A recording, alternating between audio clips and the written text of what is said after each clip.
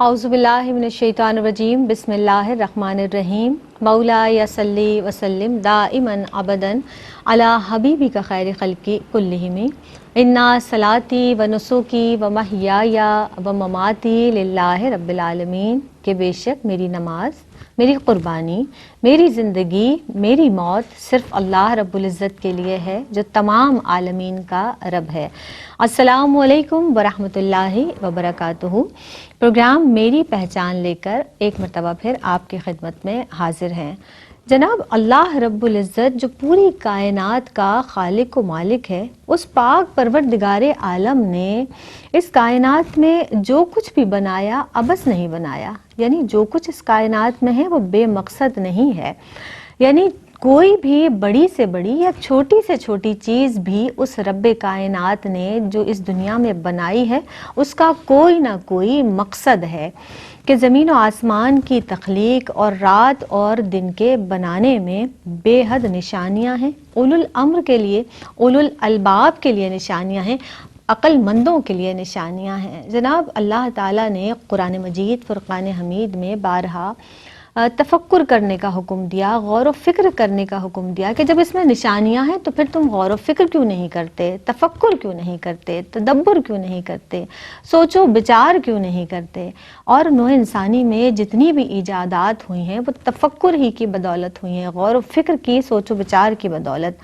تفکر انسان کو جلا بخشتا ہے، اور نوع انسان میں جب ہم بات کرتے ہیں انسان کی تو انسان اور حیوان کا جو فرق ہے وہی اسی بنیاد پر ہے، یعنی سوچ و بچار، تفکر اور تدبر کی بنیاد پر۔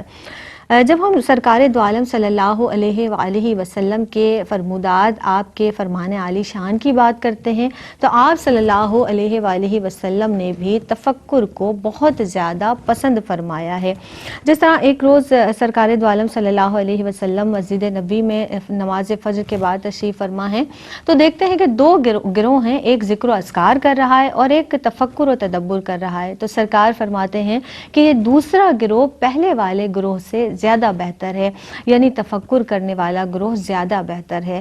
آج ہم اس پر کلام کریں گے جناب، یعنی تفکر کی اہمیت اور اس کی فضیلت کے تعلق سے، اور جس طرح سے ہماری اسکالر ہماری بزم میں موجود ہوا کرتی ہیں اور وہ ہماری رہنمائی فرماتی ہیں، تو آج تفکر اور تدبر کے تعلق سے تعلیم فرمائیں گی جو ہماری مہمان شخصیات ہیں۔ ہم جانیں گے کہ اس کے جو انسانی زندگی پر ہیں وہ کیا فوائد ہیں، کیا ثمرات مرتب ہوتے ہیں، اور جو تفکر کا، تدبر کا حکم دیا گیا ہے وہ کس طرح ہمارے لیے فائدہ مند ہے، یہ بھی انشاءاللہ تعالی آج کی بزم میں جانیں گے۔ مہمان شخصیات کی جانب بڑھتے ہیں۔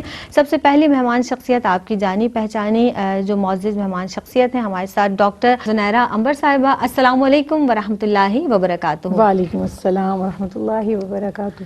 اور جناب ان کے ساتھ اگلی نشست پر جو شخصیت تشریف فرما ہے، ماشاءاللہ عالمہ ہے، کم عمری سے ہی اس فیلڈ میں آئی ہیں، اس شعبے میں آئی ہیں، بہت اچھا بیان فرماتی ہیں۔ ہمارے ساتھ عالمہ صفا فاطمہ موجود ہیں، مل کر ویلکم کرتے ہیں۔ السلام علیکم ورحمۃ اللہ وبرکاتہ۔ وعلیکم السلام ورحمۃ اللہ وبرکاتہ۔ مزاج بخیر، اللہ کا کیسی ہیں بڑا آپ؟ کرم ہے۔ آپ دونوں کے لیے بہت دعائیں ہیں۔ آج کا جو عنوان ہے تفکر کی اہمیت ڈاکٹر صاحبہ اور اس کی فضیلت، قرآن مجید فرقان حمید میں متعدد مقامات پر تفکر کا، تدبر کا حکم دیا گیا ہے۔ اس کی فضیلت اور اہمیت کے تعلق سے کچھ روشنی فرما دیجئے۔ بسم اللہ الرحمن الرحیم۔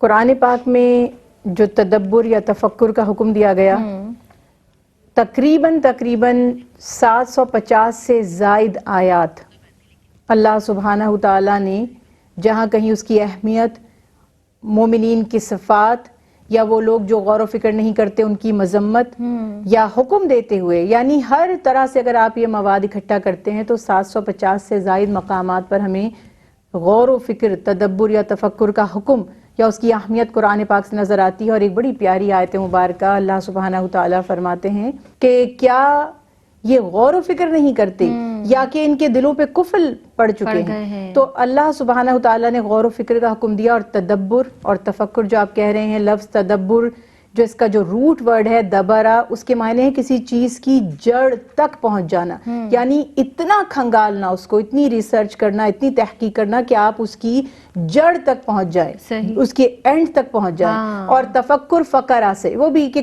مکمل طور پہ کسی چیز کے بارے میں سوچنا، غور و فکر کرنا. تو کسی چیز کو گہرائی سے، سنجیدگی سے سوچنا، اس کی تہ تک پہنچنا، اس کی انتہا تک پہنچنا تدبر اور تفکر کہلاتا ہے. اور قرآن پاک میں اللہ سبحانہ وتعالیٰ نے مومنین کی صفات بیان فرمائی، حتیٰ کہ ہمیں یہ بھی پتہ چلا کہ اللہ کو وہ پہچانتے ہیں، اللہ کے دین کو وہ پہچانتے ہیں، قرآن سے وہ فیض حاصل کر سکتے ہیں جو غور و فکر کرتے ہیں. صحیح. تو معرفت الہی بھی ہمیں تبھی حاصل ہوتی ہے، دین کی سمجھ بوجھ بھی تبھی پیدا ہوتی ہے جب ہم غور و فکر کریں. یعنی سرسری طور پر کسی چیز کو دیکھ لینا کافی نہیں ہے. اور آپ دیکھیں پوری کائنات میں اللہ سبحانہ وتعالیٰ نے فرمایا زمین اور آسمان، ان کی پیدائش، رات اور دن کا آنا اور جانا، ان کا اختلاف، اس میں نشانیاں ہیں عقل والوں کے لیے. تو اللہ نے عقل سلیم اور قلب سلیم تو ہر انسان کو عطا کیا ہے، مگر کون اس کو بروئے کار لاتا ہے، کون ان صلاحیتوں کو استعمال کرتا ہے، کون غور و فکر کرتا ہے، کون سوچتا ہے. عمومی طور پر آج ہم نے سوچنے، سمجھنے اور غور و فکر کے پروسیس کو تقریباً چھوڑ دیا ہے. آپ یہ دیکھیں کہ ہم مٹیریلسٹک اتنے زیادہ ہو گئے کہ کسی بھی چیز کے ڈیپتھ میں جا کے، میں اپنی بہنوں سے بھی گزارش کرتی ہوں کہ بجائے ٹی وی ڈرامہ دیکھ کر اپنا وقت ضائع کرنے کے، آپ ایسی چیزوں پہ تحقیق کیجئے. اپنے اللہ نے جو نظام ہمارا بنایا ہے، جسمانی نظام، اس پر غور و فکر کریں. ایک شہد کی مکھی کا قرآن میں ذکر کیا گیا ہے، اس کے نظام پر غور و فکر کریں. ایک دلچسپ بات بتاتی ہوں، ہمارے گھر میں ایک ٹیلر برڈ کہلاتا ہے، اس نے اپنا چھوٹا سا نیسٹ بنایا ہے، گھونسلہ. اب یہ موقع نہیں ہے ورنہ میں آپ کو اس کی ویڈیو لا کے دکھاتی، اور میں کہتی ہوں کہ عقل دنگ رہ گئی کہ اس کو ٹیلر برڈ کیوں کہتے، سمجھ آ گیا. آپ وہ گھونسلہ دیکھ کر یہ مانیں گی نہیں کہ کسی لیڈی نے اپنے ہاتھ سے سٹچ نہیں کیا ہوا، ایسا لگ رہا ہے کسی نے اس کو سیا ہے باقاعدہ. تو یہ ساری چیزیں آپ جب غور کرتے ہیں تو پھر آپ اس کے اینڈ تک جو تدبر کرتے ہوئے پہنچتے ہیں، تو ہر چیز کائنات کی ہر طرف سے آپ کی اپنی ذات، آپ کی شخصیت، سمندر، پہاڑ، درخت، شجر، یہ فروٹ جو طرح طرح کے ہر موسم میں ہم کھا رہے ہیں اور دیکھ رہے ہیں کہ ہر موسم کے اعتبار سے اللہ تعالیٰ نے پھل عطا کر دیے ہیں، اس میں کیا حکمتیں ہیں. ہر چیز پر غور و فکر کرتے ہیں تو پھر ہی اس کا نفع حاصل کر سکتے ہیں اور اپنے رب کی معرفت بھی ہم حاصل کر سکتے ہیں. بے شک. اور اب جب قدرت کی نشانیوں کو دیکھتے ہیں، آپ دیکھیں نا، دن اور رات کا تبدیل ہونا، رات کے بعد دن آنا، دن کے بعد پھر رات کا آ جانا، کس قدر خوبصورت نظام قدرت ہے جو ایک ساتھ ایک طریقے سے چل رہا ہے. صفا فاطمہ، آپ کی جانب بڑھوں گی. غور و فکر اور تفکر اور تدبر سے کیا مراد ہے، یہ فرما دیجیے. جی دیکھیں، تفکر یا فکر یہ عربک ورڈ ہے اور اس کا مطلب ہوتا ہے سوچنا، تأمل کرنا، تحقیق کرنا، کسی بات پر غور و فکر کرنا. اور اگر تدبر کی بات کی جائے تو تدبر کا مطلب ہے انجام کے بارے میں سوچنا. دونوں لفظ قرآن کریم میں استعمال کیے گئے. اور بات یہ ہے کہ اللہ رب العزت نے انسان کو جو عقل و شعور عطا فرمایا ہے، تو کچھ پازیٹیو تھنکنگ ہوتی ہے اور کبھی نیگیٹو تھنکنگ بھی ہوتی ہے. دونوں کا انسان کی شخصیت پر بڑا گہرا اثر پڑتا ہے. اور یہی وجہ ہے کہ ہم جو تخیلات، جو کچھ ہم سوچ رہے ہیں، یقیناً اسی کے مطابق عمل کرتے ہیں، یا لہٰذا معلوم یہ ہوتا ہے کہ ہمارا عمل جو ہے وہ ہماری سوچ کی عکاسی کرنے والا ہوتا ہے.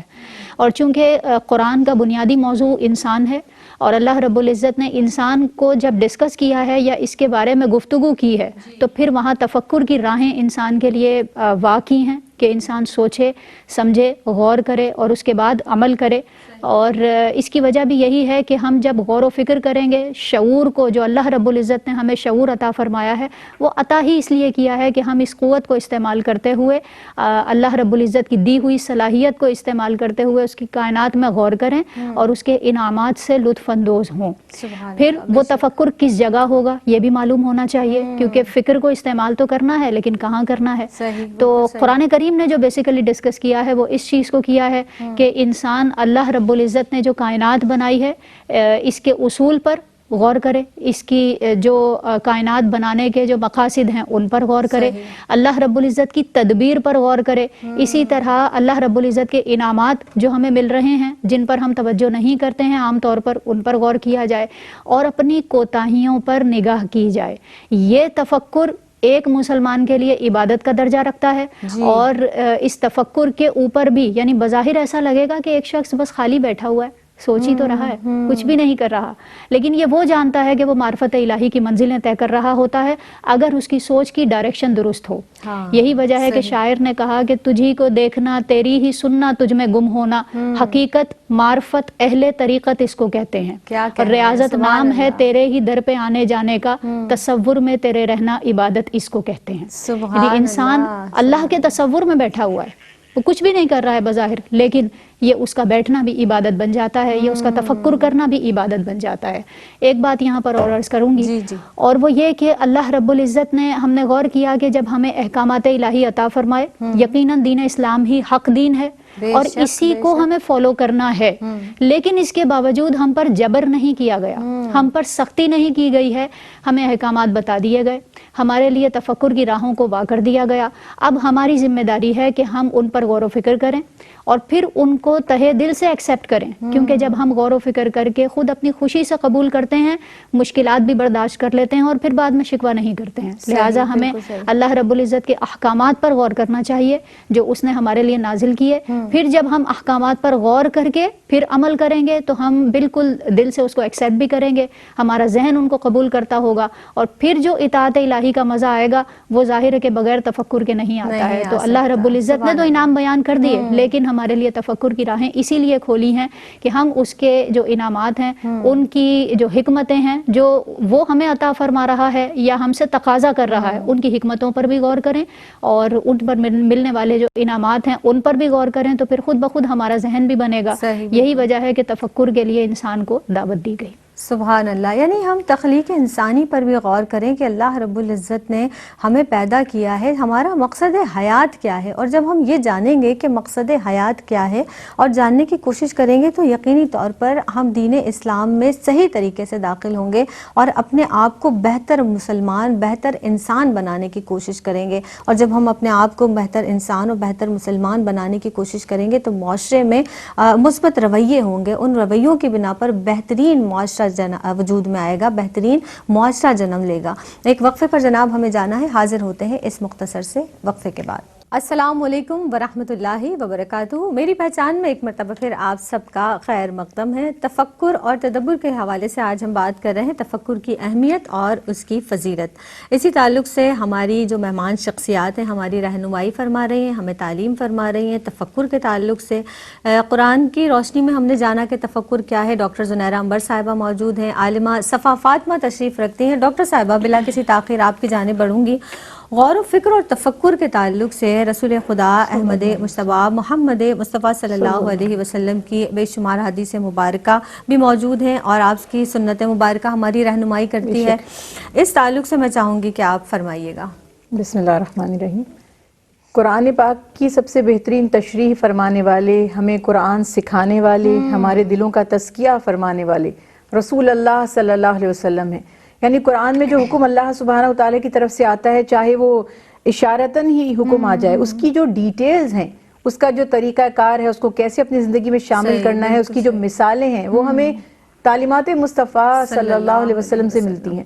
اور آپ صلی اللہ علیہ وسلم نے یہ جو ہم ابھی بات کر رہے تھے، غور و فکر، تدبر یا اپنی عقل کو استعمال کرنا دین کے لیے، شریعت کے لیے، اللہ سبحانہ و تعالیٰ کی معرفت کے لیے، تو آپ صلی اللہ علیہ وسلم نے خود اپنی حیات مبارکہ سے سب سے پہلے تو مثال قائم کی۔ دیکھیے آپ کا غار حرا میں جانا بے شک، اور وہاں جو میڈیٹیشن کرنا جس کو ہم کہتے ہیں، وہ غور و فکر اور تدبر ہی تھا کہ آپ پورا دن وہاں پر تشریف فرما رہتے تھے، روزہ بھی رکھتے تھے، عبادت بھی فرماتے تھے اور غور و فکر فرماتے تھے۔ تو یہ تو سب سے خوبصورت وصف میرے نبی کا جب اعلان نبوت بھی نہیں ہوا تو آپ صلی اللہ علیہ وسلم نے سکھایا کہ تفکر، تدبر کتنی بڑی اللہ کی طرف سے نعمت ہے اور یہ انسان کی شخصیت کو بہت مکمل کرتی ہے۔ پھر آپ صلی اللہ علیہ وسلم نے اپنی امت کو بھی اس کی تعلیم دی اور رسول اللہ صلی اللہ علیہ وسلم نے فرمایا کہ تفکر یا غور و فکر کرنا بہترین عبادت ہے۔ پھر آپ صلی اللہ علیہ وسلم نے فرمایا کہ جو شخص اپنی ذات پر غور و فکر کر لے، خود کو پہچان لے، تو گویا اس نے اللہ کی معرفت حاصل کر لی، اس نے اللہ کو پہچان لیا۔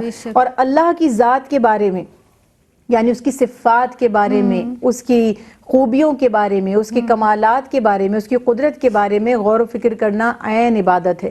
اس میں 3 سے 4 مستند احادیث مبارکہ ہیں جن کا میں حوالہ آپ کو دے رہی ہوں کہ آپ صلی اللہ علیہ وسلم نے فرمایا کہ جو شخص کہیں پہ ہے 1 گھنٹہ یا کہیں 1 ساعت یعنی 1 آور اور 1 ساعت کوئی غور و فکر کرتا ہے، کہیں فرمایا 70 سال کی عبادت سے افضل ہے۔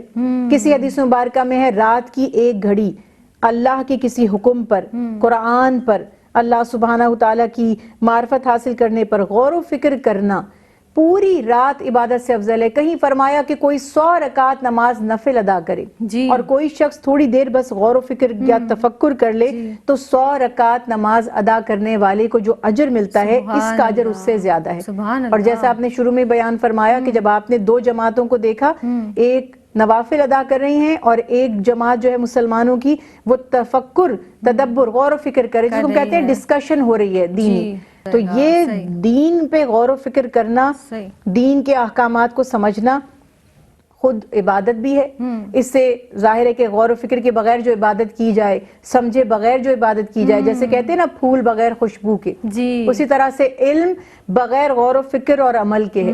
تو اس حساب سے غور و فکر کرنا عبادت بھی ہے اور اس سے ہمارے گناہوں کا کفارہ بھی ہوتا ہے اور ہمیں کئی سال کی عبادت کا اجر و ثواب چند ساعتوں میں ہی حاصل ہو جاتا ہے۔ سبحان اللہ۔ اب جس طرح سے آپ نے غور و فکر کی، تفکر کی، تدبر کی بات کی اور رسول خدا صلی اللہ علیہ وسلم کے معمولات کے تعلق سے بھی اور ان کے ارشادات کے تعلق سے بھی ہماری رہنمائی فرمائی، اب اگر صفا فاطمہ ہم بات کر لیتے ہیں اولیاء عظام کی، اولیاء کاملین کی، بزرگان دین کی، جو اللہ کے نیک بندے ہیں، وہ کس طرح سے تفکر کیا کرتے تھے؟ بے شمار مثالیں موجود ہیں، فرمائیے گا۔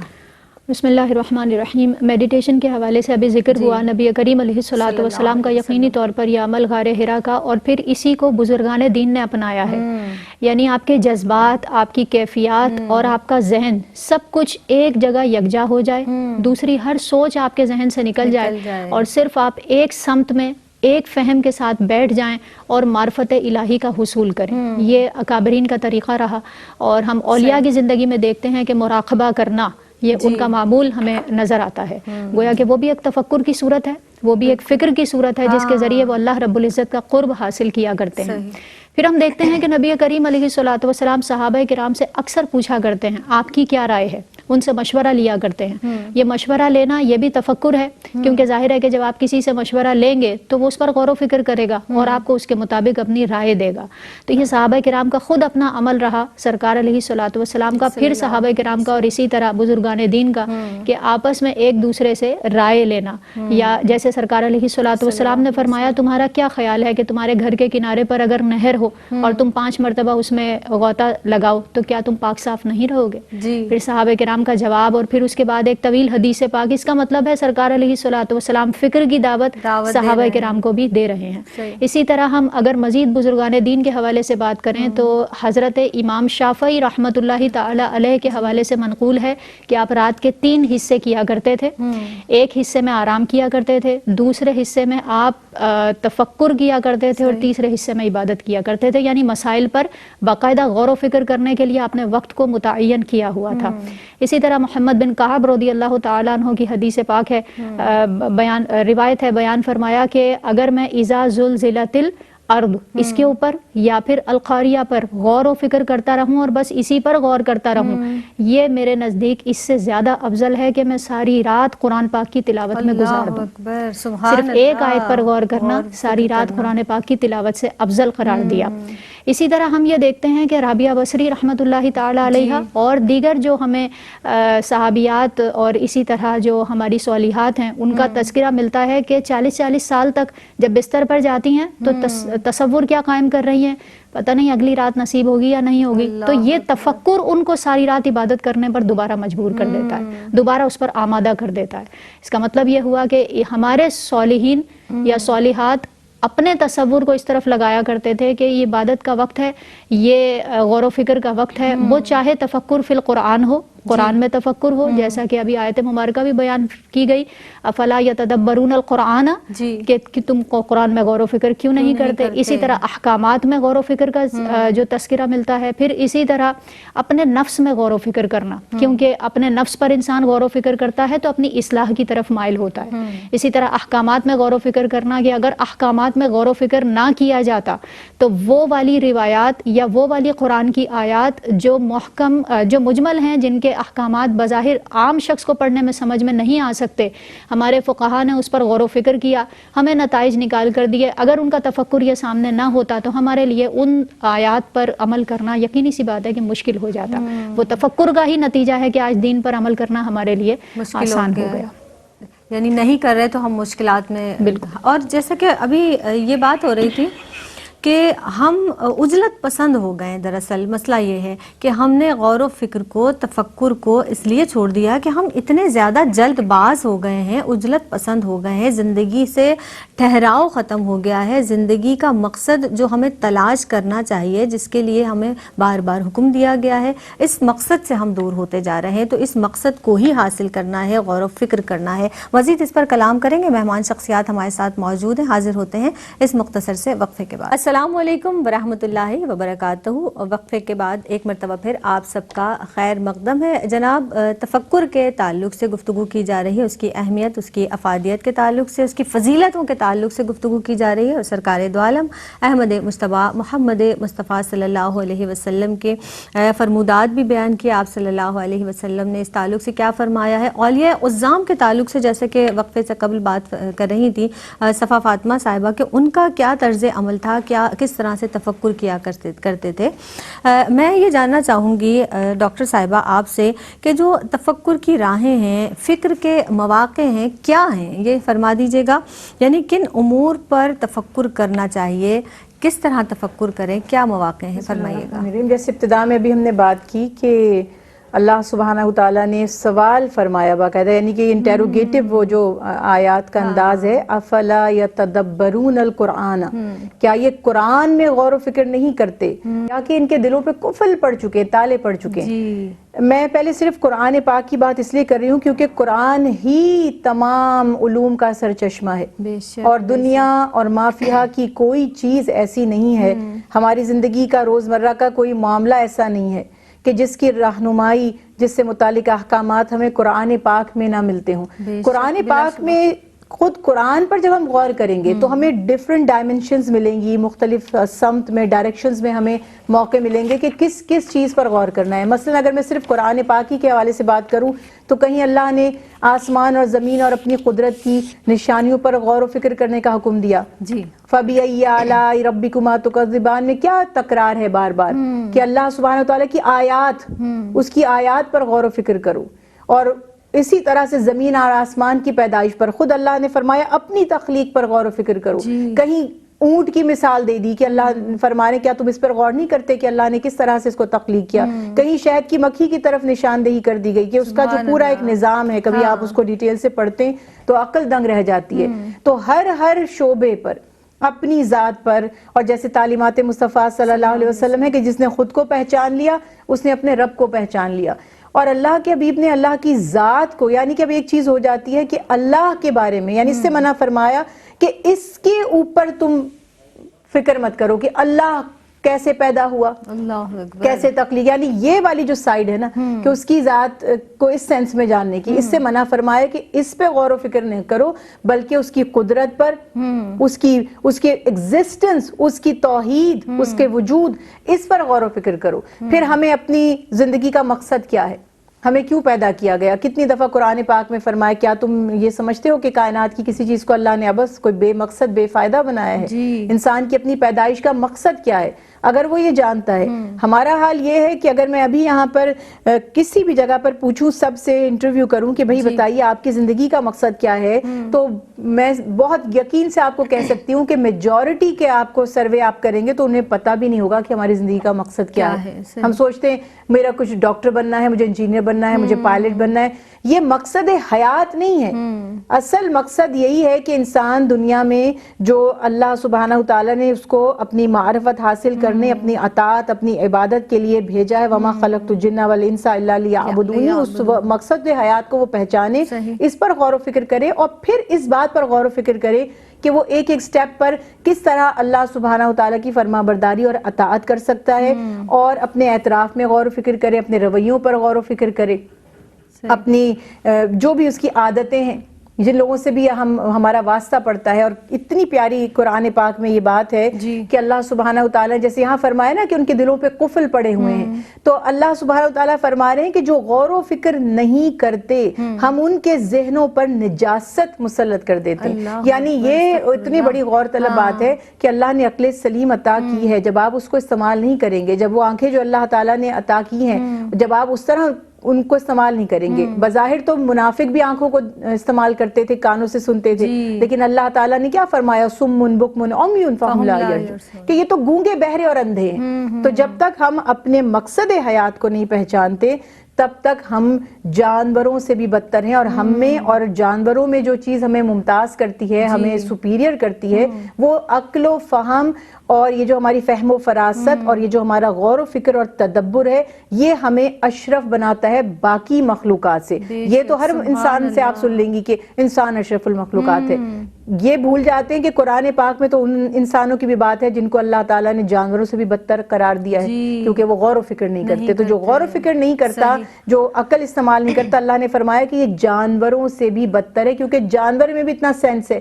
جس جانور کی جو خوراک ہے آپ دیکھیں وہ وہی کھاتا ہے. ہمارے ہاں ڈائبٹیز ہے لیکن گلاب جامن نہیں چھوٹتے, مگر جانور کو آپ دیکھیں گے کہ جب وہ بیمار ہوتا ہے, کبھی کتے کو یا بلی کو, کتے کو آپ نے کبھی گھاس کھاتے دیکھا ہے؟ میں نے دیکھا ہے.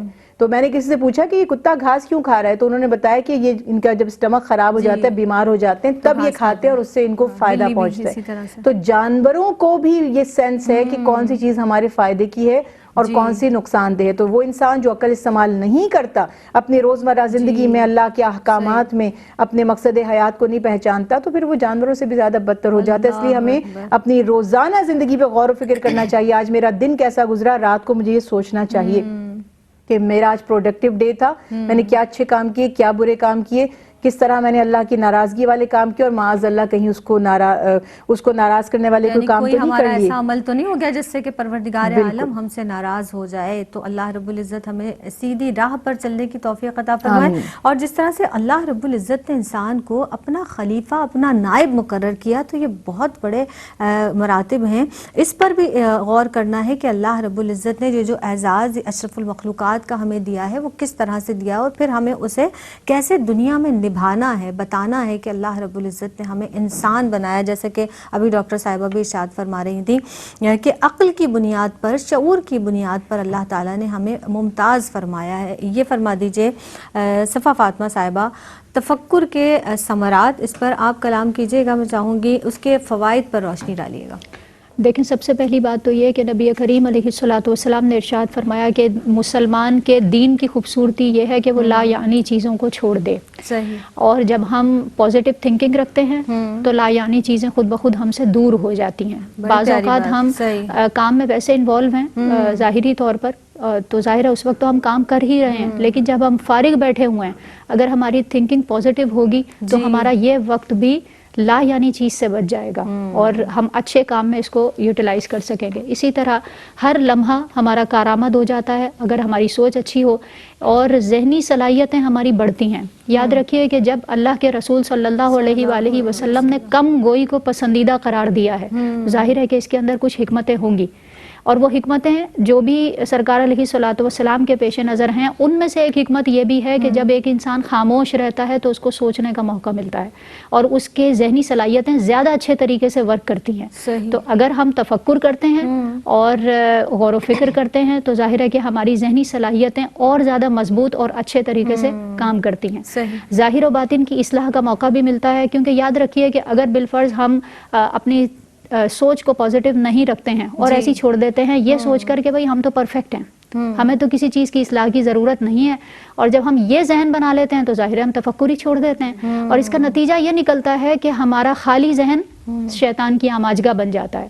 تو ذہن نے تو سوچنا ہی ہے, اس کا تو کام ہی سوچنا ہے, تھنکنگ ہی اس کا کام ہے. اب یہ آپ کی ذمہ داری ہے کہ آپ اس کو صحیح سمت میں لگا دیں گے تو ظاہر ہے کہ اس سے بہت سارے آپ بینیفٹس حاصل کر سکتے ہیں. بے شک بے شک. اور اتنی پیاری بات آپ نے فرمائی ہے کہ ہم نے اپنی سوچ کو پازیٹیو رکھنا ہے, یعنی جو ہماری جو بالیدگی اور جو ہماری نمو ہے نا, اس کو ایسے رکھنا ہے کہ تاکہ ہم دین اسلام کے دائرے میں رہیں, اور اس کے ساتھ ساتھ جو احکامات ہیں رسول اللہ صلی اللہ علیہ وسلم کے, ان پر, قرآنی آیات پر, کائنات پر غور و فکر کریں تاکہ معرفت الہی حاصل ہو سکے, اس رب کے کا قرب حاصل ہو سکے. کوئی میسج دینا چاہیں اس حوالے سے؟ شکر آپ نے پوچھ لیا. میں یہ سوچ رہی تھی کہ اگر ذکر نہیں کیا, دیکھیے میں جو ایک بہت پازیٹیو بات کرنا چاہ رہی ہوں, باقی تو ماشاءاللہ آپ اچھی اچھی باتیں سنتے ہی رہتے ہیں. یہ جو ٹیلی فون ہے ہمارا, یہ ہمیں غور و فکر کرنے نہیں دیتا. پہلے میں ٹریول کرتی تھی, بس میں بیٹھتی تھی یا پبلک ٹرانسپورٹ پہ, تو میں سب کو دیکھتی تھی کہ سب کچھ سوچ رہے ہیں, آپس میں بات چیت کر رہے ہیں. اب آپ دیکھتے ہیں کہ جہاں کہیں بھی کوئی بیٹھا ہے اس کے پاس اس وقت ٹائم ہے, ہم کہیں ویٹ کر رہے ہیں ڈاکٹر کا یا کسی جگہ, ہر کوئی اپنے فون میں لگا ہوا ہے. تو یہ بے شک آپ کو یہ بات اچھی لگے یا بری, لیکن آپ یاد رکھیے کہ یہ آپ کے دماغ پر ایسے حاوی ہو چکا ہے کہ آپ کو آپ کا دماغ استعمال کرنے نہیں دے رہا. تو اگر اس کو کچھ دیر کے لیے چھوڑ لیں, اور اس کے لیے یہ سجیشن میں دینا چاہتی ہوں کہ مراقبہ کریں, اور تھوڑا سا کم از کم, اگر ہر وقت اس کو نہیں چھوڑ سکتے تو رات کے 15 منٹ 20 منٹ جب سب سو جاتے ہیں, گھر میں بیٹھ کر سکون سے غور و فکر کریں اور اللہ سبحانہ وتعالیٰ کے احکامات پہ غور کریں تاکہ یہ ایفیشنسی بہتر ہو, ورنہ جو چیزیں ہم استعمال نہیں کرتے وہ زنگ آلود ہو جاتی ہیں. صحیح. ذہنی بھی ہم ذہنی مفلوج ہوتے جا رہے ہیں کہیں نہ کہیں. جی صفا فاطمہ فرمائیے گا. آپ کا تفکر آپ کو فرسٹریشن سے بچا سکتا ہے, ڈپریشن سے بچا سکتا ہے.